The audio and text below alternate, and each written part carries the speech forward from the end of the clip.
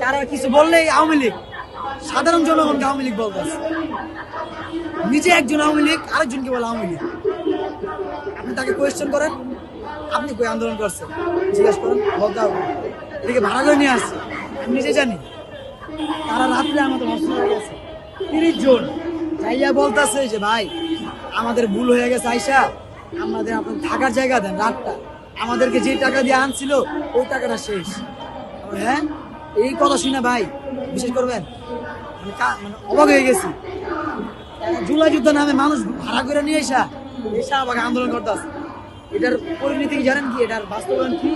ওই যে একটা আন্দোলন হয়েছিল সচিবালয়ের সামনে, যে আমরা টাকা তুইলা আবার শেখ হাসিনাকে নিয়ে আসবো। এটার পরিণতি ওইটা, যে আমরা টাকা তুইলা ভাড়া করে লোকাই না শেখ হাসিনাকে নিয়ে আসবো এই দেশে আবার। কিন্তু আমরা জুলাই যুদ্ধ থাকতে এটা হলে দিব না।